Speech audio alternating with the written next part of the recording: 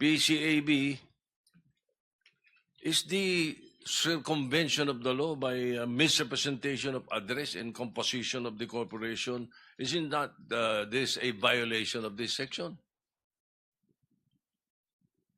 It certainly is, Your Honor. It is. Okay.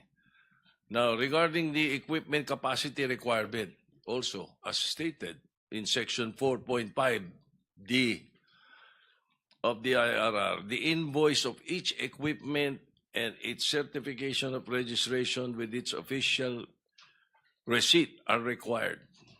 So again, I ask the pickup, if you already reviewed, scrutinized, and compared all the equipment documents of Elite Construction, Alpha and Omega, St. Matthew, St. Timothy, and St. Gerard Construction, these corporations, ang office, iisa lang ang building nila.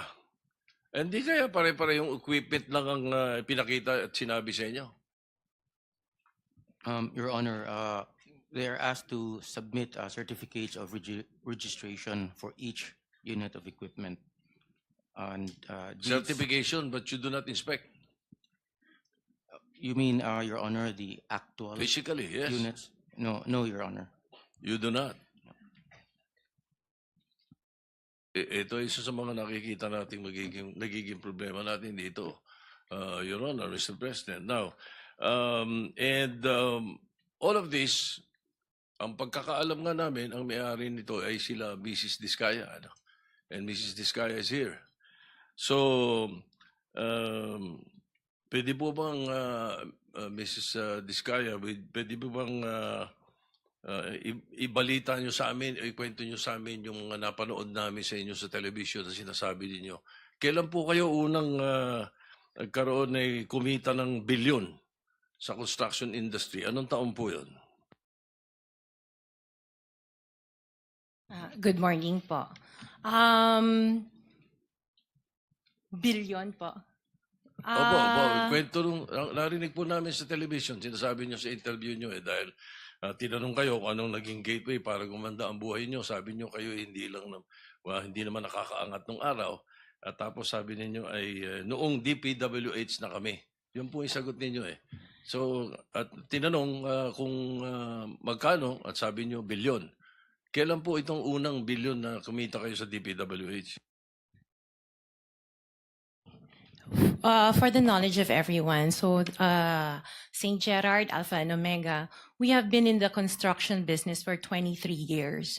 So I would presume na in the 23 years, pwede naman siguro kami po kumita. Yung billion, when I said DPWH, because prior to that, we were in local government. So ang hirap makasingil sa local government.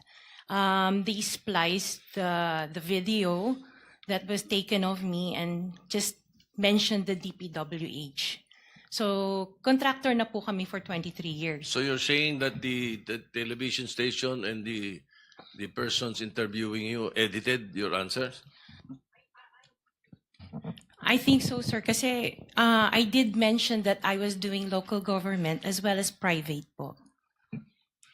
Yeah, if I may, with the Yes, permission of with the permission of the Minority chairman, Senator Leader. President Pro Tem. Ma'am Sara, ano ba naging trabaho niyo bago kayo pumasok sa mga kontrata sa gobyerno?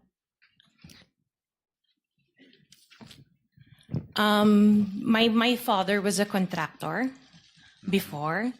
Nangongontrata rin Pero siya? yes po, Nangongontrata for rin sa for DPWH? LG